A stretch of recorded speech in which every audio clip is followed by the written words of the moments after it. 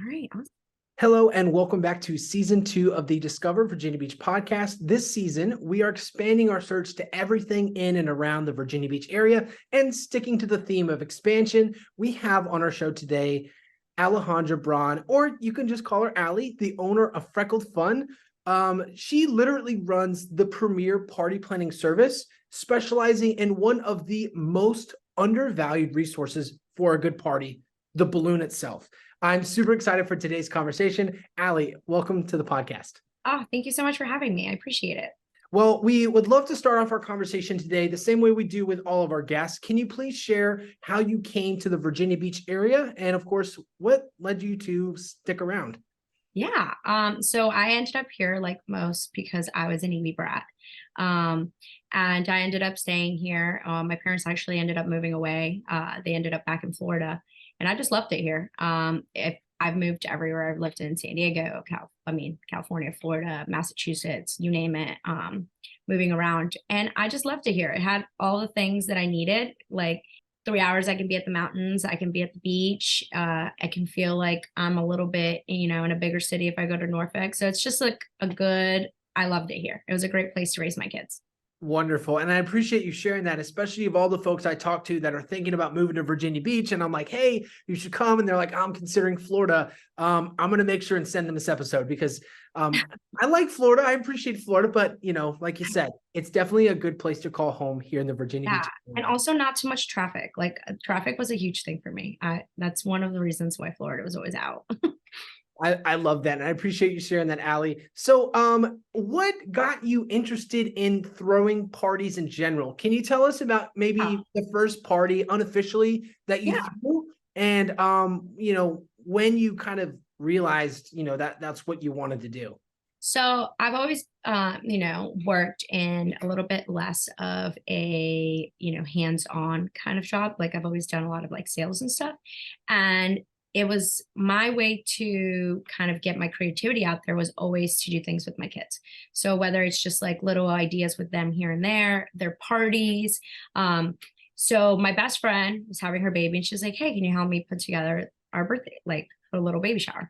And I was like, for sure. We ended up building a hexagon for it. And my first balloon garland did not go as planned. I did it all by mouth, 150 balloons. And I was like, no, this cannot be it. Like, there's no way. This takes so long. And obviously, we've come a long way from that. But I loved it. I was like, I love being able to put this together for someone, them seeing it and it coming to life. And at that point, it was actually during COVID that all of this happened. And I think a lot of our creative side came out a lot during COVID. There was a lot less to do. And I realized how much I really enjoyed it. And then I realized, wow, not only do I enjoy it, but I can actually make a living doing this. And that's kind of when Freckle Fun began. Wow, that's a very kind thing to do for your friend. I know I've been at a few birthday parties and, they'll hand me the plastic bag of balloons and I'll blow up a couple, to be a good spirited friend, but 150 balloons. Wow. Yeah. I mean, talk about an initiation for your next job. Yeah. Allie, for those listeners, and I will admit I did not know what this was either until I had to Google search it. But would you mind explaining a little bit about what this hexagon is and how it facilitates the balloon preparation? Yeah. Okay. So I have a lot of rentals, and that was my first rental, I guess, that I ever started. It's a wooden hexagon. A lot of people use it for like weddings. They use it as arches, arbors. I was surprised how much like it was something that people actually acquired for. I didn't realize that a lot of the wedding venues didn't actually facilitate these things within their packages. And some do and some don't, but I realized like, actually I could do this. This is great. And then, a little more of rentals came along the way. I started doing more circle arches and I kind of spanned it out and realized, where there was a little more to have and add to the things that I had. So ended up adding a lot more stuff, but the hexagon is still a great one that we used a lot, especially for weddings. Honestly, that one's used a lot for weddings, more now. And so the hexagon itself is a frame that you position Yeah. the balloons on, correct? Yeah, so it's like a wooden structure. You put it together and you can put the balloons on it. We have a circle one. I have like a half moon. So now we have a lot of different, shapes and stuff. But the Wow. balloons can actually go on anything. They can go on a wall. It just depends on, what it is that the person's looking for. Sure, sure. So flash forward to this baby shower. You do a wonderful thing for your friend. Your friend's like, "Hey, this was awesome," because our friends always tell us the truth, right? Yeah. whether it's positive or negative, they're going to tell us straight up, Yeah. what they enjoy about us or not. You decide to go and start a business. How did that come about from this baby shower to then, okay, now I'm going to sell balloons structure? Yeah. So it wasn't the balloons, I think, that I was in love with at that point, because 150 to do by yourself was definitely not something you're like, I love this. I would not Yeah. blow any more balloons at the It was not like I definitely didn't, it was not love at first sight. But so while we were there at the baby shower, her mother-in-law actually goes, "Hey, my neighbor would love to rent this hexagon from you. Is that something that you'd be willing to do?" And I was like, "Well, honestly, she can just borrow it. It's no big deal." And my friend's like, "Dude, this is like a business. You should really like look into this. I mean, if people right now just saw it and were like, hey, I'm interested in using this, can you imagine if you really started doing social media about it and kind of marketing?" She was like, "I think it could go a long way." And I was very afraid at first. I think it's really hard to step into something that's brand new to you. I think a lot of the time, like in the beginning, I had really bad like imposter syndrome of like, oh, am I doing this? Am I not? And it was, I think as time went on, more parties I put under my belt, the more secure I felt with the things that I was offering. But really, it just kind of, I was like, hey, I would love to do this. I've always wanted to have my own business. I was petrified, not gonna lie. I was like, there's so much paperwork. I have to go do this. I have to go do that. But then I realized I enjoy it. So let's do it. Like, why not? And yeah, I just moved forward with it. It was a very slow starting process. I will say that. I was very scared to do my first official party. But it came out beautiful and it was great. And the client was so happy and they were like, "Oh my God, this is amazing." And at that moment, I think that's when I fell in love with the idea of really doing something for someone else. Because my Sure. friend, I wasn't like as scared to do something for her.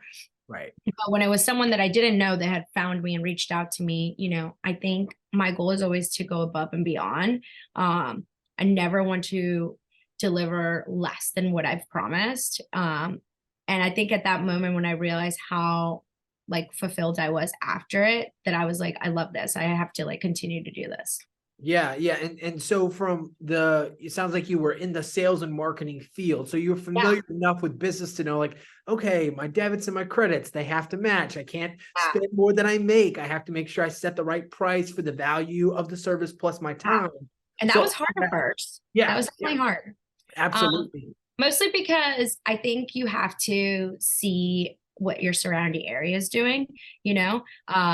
You have so many other businesses that are kind of doing similar things, but obviously what they do is very different from the next person and the next person. Every single person out there that is an event planner or a balloon artist, I will say, has their own spin to things. Like I can see a balloon arch and know who it came from most of the times, just because there's little things that that those people do. And it's kind of fun to be able to like, kind of have your own take on it.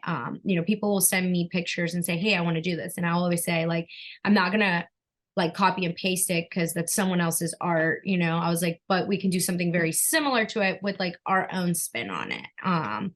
Mostly because, I do see it as like, it is to me like art. Like you are putting something together and Sure. yeah, Sounds like and it's what a a tattoo reflection. artist, it sounds like what a Yeah. tattoo artist might say. Yeah. Yeah. Like, we'll put our own spin on it. We'll recreate as much as we can, but it will, I'll never be a copy and paste. Sure, sure. So when you say that, and after this, I'd love to dig into your first event a little bit more. Yeah. You say putting your own unique twist on it. So if, there are tons of balloon companies, just like there are tons of podcasts here in the Virginia Beach area. Yeah. Yeah.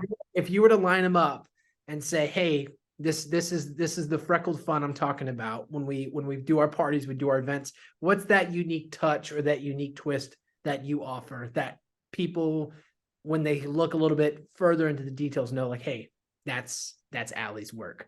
Okay. So I will say I have two things. One thing, I would say that this is not so much if you saw it. One of the things that really got me started into doing this was also being able to provide people a party within a budget that fits for them. So I've never been, there's companies out there, which is fine, that are very like, hey, this is how much it is and this is it and this is all you're gonna get. I'm different. When I started everything, it used to be called Freckled Frugal Fun. I ended up dropping the frugal part. But part of it was that I wanted people to be able to have beautiful parties that were affordable. And it was like, how do we make this happen?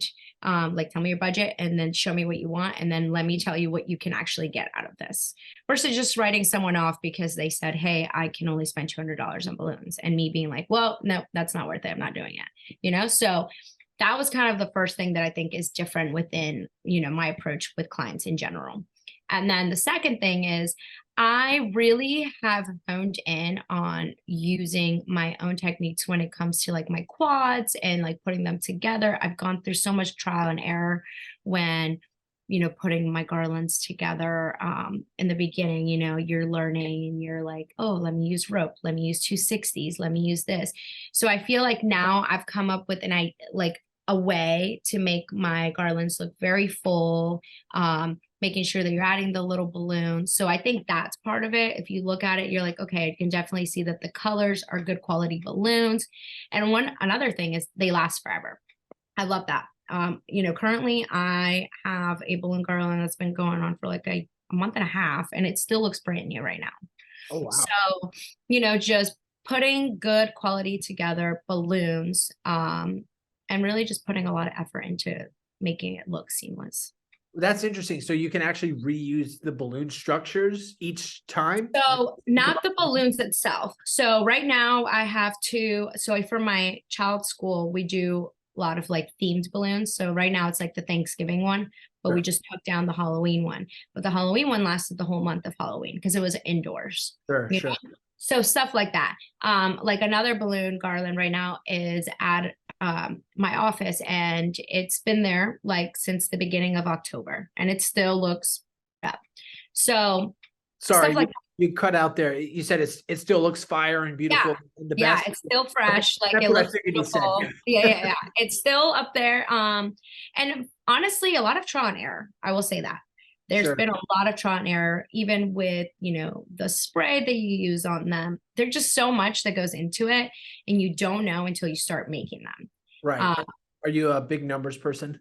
I'm not a big numbers person. I feel like I think I'm more of like I'm definitely a type A when it comes to a lot of things. So the average number of how many yes you've thrown? How many have you thrown? So last year I did 100 parties.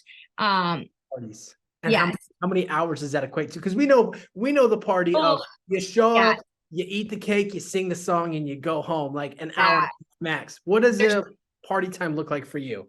So I will say honestly, each balloon garland, obviously depending on average time of how, I would say an average number of footage that most people get is at least 8 feet. That's like an average, if not more. So I would say 45 minutes putting it together, maybe an hour, depending on how intricate it is. And if there's foils involved, foils definitely make it, a little longer. And then I would say setup can be anywhere. Honestly, setup to me is so funny. It can be anywhere from, it can take me 30 minutes to put it up. Sure. Or I can get there and it's windy. It's like all of the things aren't going right. Nothing's sticking running around. Yeah. And it's like an hour and a half. So I always say, no matter how small the garland is, like I just need like a 2-hour window to put it all together. Okay. Depending on how small it is. I mean, if I'm coming in with 30 feet of balloon, we're going to need a lot more time than that. Because you have your ladders, you have to take everything out. And it's so funny how quickly time goes. And I guess when you're a perfectionist, because I really am, I will look at the garland like 15 times and just move the little balloons. I'm like, no, that's got to go there. This has got to go here.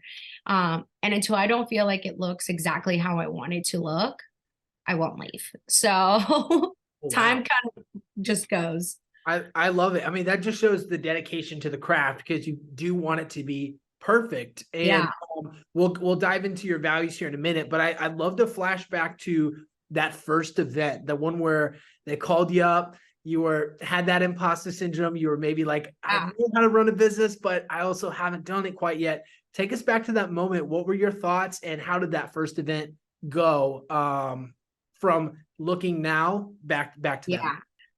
I was so scared. I'm not going to lie. I was so scared. I was petrified. I was so nervous.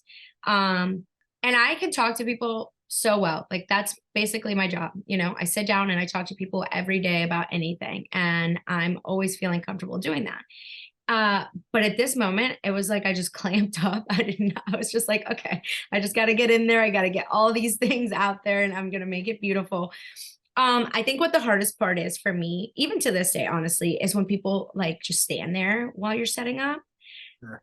That to me is so nerve-wracking. I'm just like, I'm like, what are they looking at? Did I do something wrong?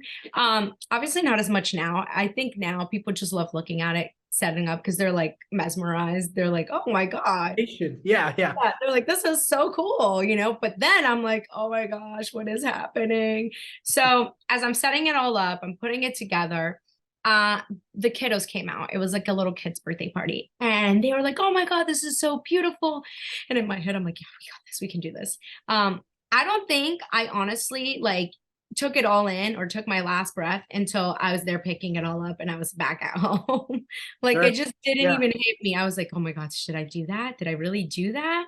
Um, but it was all exhilarating. And I think that was even more of the reason why I loved it, you know, like the idea of, well, if something does come up, because it does, when you're setting up parties, anything can happen and you have to pivot and you have to be willing to just kind of think on the spot, hey, how can I do for this to work or for me to fix this, or navigating like those situations. So that can be difficult, but I do love that too, like thinking on your feet, being ready to go. And that has also helped me, you know, learn down the road to be prepared in certain situations. Like one thing that I will say that I despise as a balloon artist is wind. I hate wind. Is Like that your it's biggest enemy in balloon yes, art? Yes. yes. It's so windy and you're just like, please stop. Please stop. But I've gotten so much better at it and I have like a lot of tools now in place to make sure that it doesn't matter what the weather is. But in the beginning, I mean, I used to look at the weather every day for a party. I'm like, oh God, is the wind going down? What is happening? You know, it was like I was petrified. But now, like I said, with time and learning more and having, you know, a little more under my belt, I feel confident enough now with weather and whatnot. Interesting. So you've really honed your craft of exactly all of these different techniques. And I don't want to give away your secret formula here, Allie, but I do want to maybe share some insight because you're not just a drop it off and leave kind of party planner. You are the one that's like sticking around, perfecting it. You're picking Yeah. it up. So like this is a done for you service. Would you mind for those who may have never heard of your business before, what does the where's the business located if there's an office or what's the process of ordering, and then Yeah. of course, share with us your products and service that you do offer regardless of their budget. Okay, awesome. So what I will say is, so I don't have a brick and mortar. I'm based off of online. Everything gets done here at my house. And then obviously I do have like a little, you know, storage unit that has everything in it. All of my pickups are done here from my house. If people do pickups, a lot of the times if I can't go and install or I don't have any of my installers that are available to go do it, then the balloon garland becomes a pickup most of the time. They'll just say, hey, can we pick it up?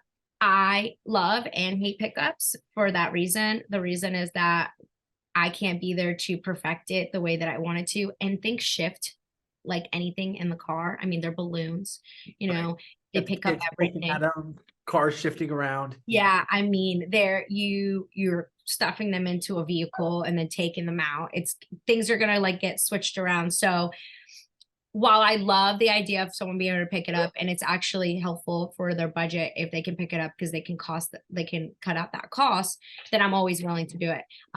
I am also so like meticulous about it with them. I will get on a FaceTime with someone while they're setting it up and walk them through the whole process. Oh, And I wow. will say, hey, move that little balloon, move this little balloon. I can't tell you how many times at one point I actually drove to this girl's house and I was like, I'm just gonna set it up for you. I can't do this anymore. Because I was like, you're not gonna post this picture and it's gonna look awful. I'm like, we're gonna make it happen. And I literally went there and I just did it. And I said, don't even worry about it. I just like want it to look good for you. Yeah, um, yeah. I mean, and all of your pictures on Instagram look great. I'll put a link in the show notes for all your social thank platforms. you. That way Yeah. people can go and follow you and see all the cool stuff you're making. So it sounds like you have a team underneath you, or at least some people helping out. You had Yeah. mentioned installers as well. How big is your team? What does So that look? I only have two people right now, and we're all moms. So how this all started is I'm a mom of three. Even better. Yeah. Not just all moms. You are all moms. I love that. Yes. I love that. And, I have had friends who were like, hey, we've been looking. I had a friend who was a stay-at-home mom, and she was like, hey, I really wanted to like branch out and kind of have something that's on my own. She's like, have you ever wanted to maybe have somebody come under you? And that was really hard in itself. I think that also was a learning curve and a growing pain slash goal of mine is to have a lot more people under me. But I also have to learn how to like let go a little bit because I can't always be there for everything. So it's almost like, hey, come with me, let me show you what I do, and then let's make sure that you can do it too. And because I want to make sure that the client gets the best. Like I would hate for someone to say, oh, I can tell that Allie didn't do the setup, it was like someone that works with her. I don't want that. Like I want it to be an overall achieved goal for everyone. So that was kind of a big part for it. For the first couple of times they went with me, I've only had one go out on their own. And they did great. It was fine. And honestly, I'm kind of like doing a little more of that. Like I said, we're still growing. So that is also a growing pain, kind of like learning how to let go, uh, perfecting it, and being able to help them too. So they feel like they're doing a good job and they don't feel like, hey, what am I doing? Sure. So that was part of it. Another thing that you had asked me for like pricing and how you go about ordering. So if you go online, www.freckledfun.com, it's going to be my website. You actually can go on there and fill out forms if you're looking for rentals, if you're looking for balloons. It has step by step. So it says like step 1, how big are you looking for? Step 2, pick your color. Step 3, add any foils. Step 4, and then you'll get an invoice from me that has a quoted price. Now, if you're like, hey, I only want to spend $200 on balloons, what can I get? And this is it. That's kind of where we get into the nitty gritty. And I get on a phone call with you and we kind of just exchange ideas until we come up with something that you like. But Wow. yeah, I very love that, seamless. Allie. And that's such an integral part of business is being able to not only adapt to pricing, right? Especially in a post-COVID world where it seems Mhm. like every day things are more and more expensive, but Oh, still yeah.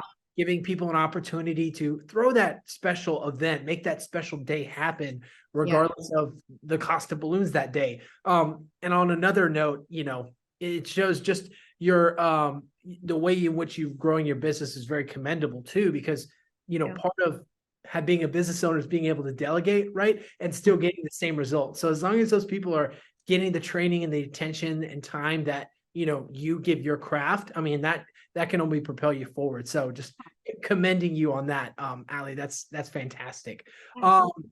Well, I'm super excited to dive into this next section, and I know you got to get back to all the parties going on. So this will be our last section, followed by a rapid fire. But Allie, community is a big part of this podcast, and as well as the influence that it's had on me on sharing other people's stories. Would you mind sharing how community has played a part in the way in which you do business, and maybe share a few examples of the feedback that you've gotten from maybe not so perfect events that help propel your business and services forward? Okay, awesome. So I will say community has been great. Honestly, all of my business has been very organic, and that wouldn't be without like the community that we have around us. Whether it's, I have donated a couple of balloon arches to my kiddos' school, And that in itself has paid itself forward because people have reached out and word of mouth gets around. And then, it just happens. I ended up, doing a balloon arch for a country club, and they reached out to me, and now it's become something that has helped because I just did one. I did my best that I could, and that in itself has created its own community that I know will now reach out to me, and they're like, "Hey, this is our balloon girl." And I love that. I love when people are like, "Hey, I just called you up because my friend, I told her I have my balloon girl and it was you, so she's going to reach out to you." And I'm like, I love that. I just love that people have had really good experiences that they feel good enough to like send me to their friends or whoever. Not so like, I guess I wouldn't say not positive. I feel like everything that I've heard back, whether it's positive or something that I could have done better, I've always taken it as a positive because it's only me being able to shift that focus and make Sure, it better for next time. constructive, right? It Yeah, just only construction. helps you get better. Yes. Absolutely. I've Yeah. never like heard someone say something back to me and me be like, "Oh, why?" But just, "Hey, I can do better." Um, the win, that was one of them. And she was like, "Hey, next time maybe like have something in place no matter if the weather changes." And it was so true. And it was like something that I did have to pivot and learn to deal with. Uh, Another thing that I have learned, and this wasn't so much someone saying something to me, but something that I've learned with foils in general. Foils tend to be very tricky sometimes, especially when people are doing pickups with them. So being able to always be ready to go and have a second one in case something happens, that has also been something I've learned. And another thing I would say is making sure that the client understands that what we're delivering. I remember one time I showed up with the hexagon and I set it up, and they thought that it was like a little hexagon that you would put like on a table. Oh, And here I come in with like a 10, like an 8-foot hexagon. And they're like, "Oh my God, that's a lot bigger than we thought." And I don't know why. I didn't know that I like was like, "Hey, this is an 8-foot hexagon." Because in pictures you can tell. But I guess maybe, if they hadn't looked at the pictures and they were just thinking of a hexagon, they loved it. They were stoked. They thought they were paying for a little hexagon. So when that came in, they were very happy about it. But I think my communication skills have gotten a lot better in making sure that people understand and sending like vision boards and sending them visuals so they can understand what it is. Colors, also, I've learned this. We all see colors very differently. So, like you and I see colors differently than like I will show color to my daughter and she's like, "That's gray." And I'm like, "No, that's blue." You know? So, making sure that when I'm sending these colors, I have them in the best lighting. Outdoor lighting and indoor lighting will affect the way that the balloon looks. If I show you a balloon right now and it's in outside, it's going to look a little different than if it was inside and there was no direct sunlight on it. sure. Yeah. So little things like that, making sure I'm like, hey, if it's an outdoor, I'm like, let me make sure I send you a picture of it outdoor so you see what it's going to look like versus if I send it to you in my house right now where there's no light hitting it. So making sure that the color schemes are, what people want it to be. And that has gone easier also with time. Like people will send me something and now I'll look at it and I know like, oh, that's that color, this color, and that color. But that also came with experience and doing multiple parties. Sure. I mean, 100 parties last year is incredible. And just the fact Yeah. that you've really been able to figure out, because then we've all been there. We go to Party City and we're, trying to cut costs and we look at the discounted, oh, these are black balloons or dark green, and you blow them up and it's like light gray or light Yeah. green. It's like, I didn't know that once they expanded, of course, I'm no master of balloons like yourself. But you've really crafted and honed in on those color schemes, which is Yeah. very, very impressive. Wow, I did not know that. Ali, this has been a very enlightening conversation. I really appreciate it. We're gonna shift on to our next segment, our rapid fire question. These questions are light and fast, rapid fire. Are you ready? Oh, okay. Let's do it. Perfect. Awesome. So, Ali, when it comes to balloon blowing in general, do you have a certain type of balloon or place that you get your balloons from? Yes, I get them. I get them from a distributor, and my favorite brands are Tough Tex, Qualitex, Bellatex, and Callison is actually doing a really good job now with their balloons. Wonderful, wonderful. When it comes to discovering the Virginia Beach area, do you have a preferred place you like to go and take the kiddos and maybe treat yourself for some lunch or a late afternoon snack of any kind? Love Taste Unlimited. We were just there yesterday. Love taking the kids there to play Love taste. outside Love and taste. get some sandwiches. Love Bay Local. And now that they have all the games outside, love those. So yeah, just honestly, any brunch spot and sandwich spot, I'm happy. And they're all local, so it's great. Perfect, perfect. And last one for you. When it comes to planning an event in general, if there was one factor, and I know you've already mentioned this, so I'm gonna scratch this answer from your list. If there's one factor that you can control besides the weather every single time, what would it be and why? If there's one factor I could control, the timing. If I could somehow make sure that when I get in there, I can get it done within like a set time. Like let's say I go in there, I'm like 45 minutes. I know nothing's gonna change and everything's gonna be able to be done in 45 minutes and nothing's gonna come up. That would be awesome. But everything always does kind of change and shift. But that would be ideal. That is the ideal. I also start a timer every single time to time myself Okay, to gotcha. make sure that I'm not, because sometimes, like I said, I can be a perfectionist and I'll have someone with me and they're like, no, it looks great. And I'm still staring at it. And I'm like, all right, Allie, you've done enough. Just go on.